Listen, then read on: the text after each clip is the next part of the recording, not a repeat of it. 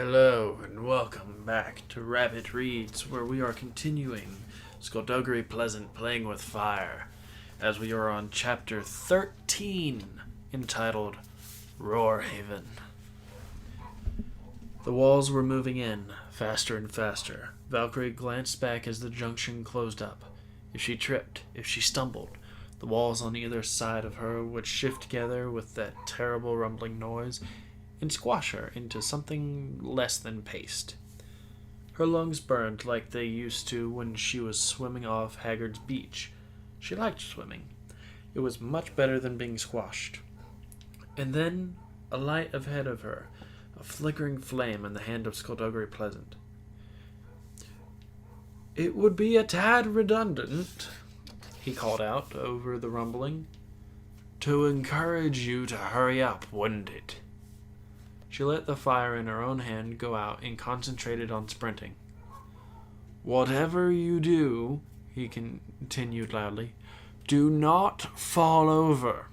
Falling over, I think, would be the wrong move to make at this moment." She was close to Skulduggery, close to that wide open space he was standing in. The walls ahead of her shook and rumbled and started to close, and she dived through, hit the floor, and rolled to her feet as the corridor closed behind her, and the rumbling stopped.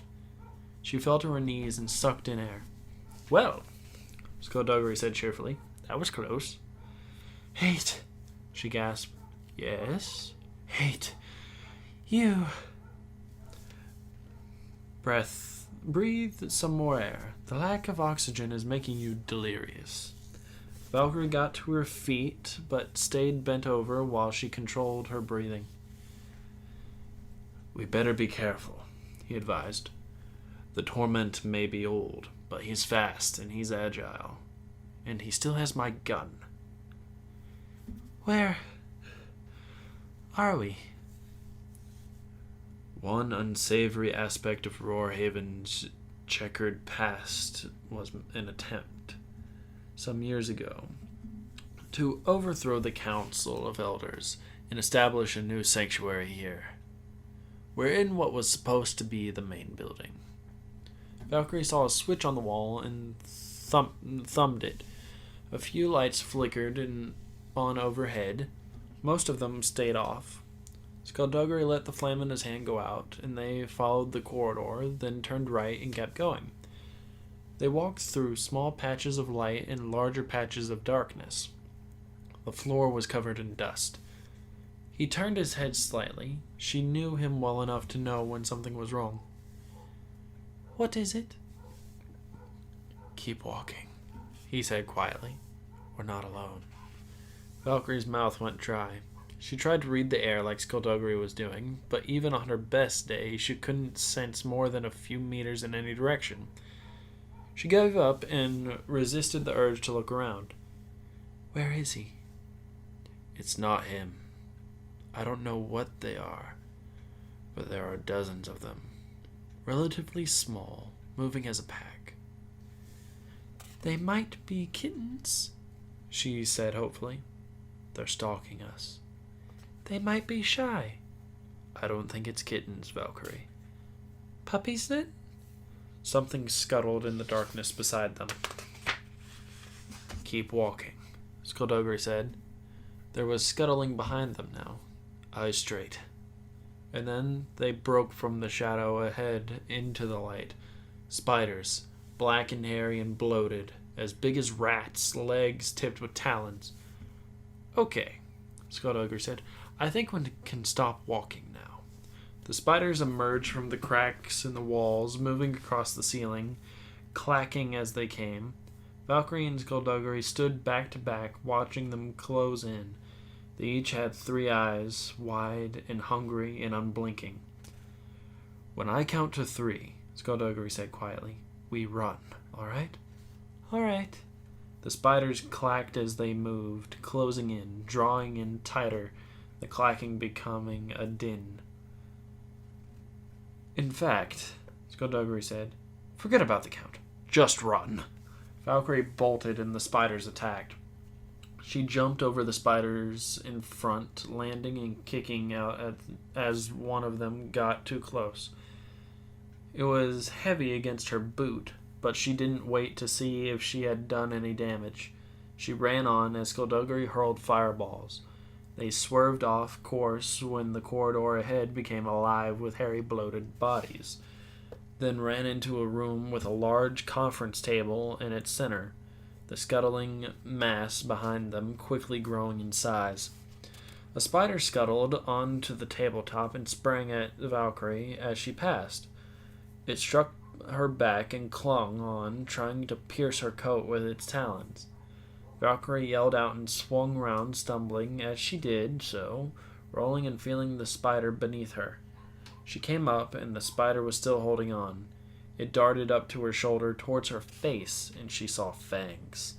She grabbed it, tore it from her, and flung it away. Skulduggery hauled her back, and then she was running again. They ran for the double doors ahead, and Skulduggery snapped out his hand. The air rippled, and the doors were ripped from their hinges. They sprinted through and kept going into a room that must have been the foyer. Skulduggery threw a few more fireballs, and Valkyrie got to the main door, slammed her shoulder into it, and burst into the warm sunshine. The light hit her eyes and blinded her momentarily.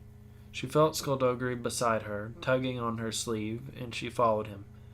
She could see fine now. She could see the dark lake ahead and blue sky. They stopped running. They heard the spiders, the click-clack of their talons, the frantic scuttling in the doorway. But the spiders were unwilling to leave the darkness for the daylight. And eventually, the scuttling went away. A few moments passed, and Valkyrie breathed normally and noticed for the first time that Skulduggery was looking at something over her shoulder. "What?" she asked, but he didn't answer. She turned. The Torment was standing there, his long gray hair tangled in his long beard, pointing Skulduggery's gun. Pointing Skulduggery's gun pointed right at her. "Who are you?" the Torment said in a voice that hadn't been used in years. "To come after me, to disturb me, after all these years." "We're here on sanctuary business," Skulduggery said. "We're detectives." "She's the child," the Torment said. "And you're a dead man." "Technically speaking, you may well be right, but we are more than we appear. We believe you have information that may aid us in an investigation." "You say that as if I am obliged to help you," the old man responded, the gun not wavering. "What do I care of your investigation? What do I care of detecting and sanctuary business? I hate the sanctuary and the council of elders, and I loathe all they stand for. We are sorcerers. We should not be hiding from the mortals. We should be ruling them. We need to find out how to stop the grotesque... We need to find out how to stop the grotesquerie," Valkyrie said. "If it opens the portal and lets the faceless ones back in, everyone suffers, not just..." "The child is addressing me," the Torment said. "Make her stop."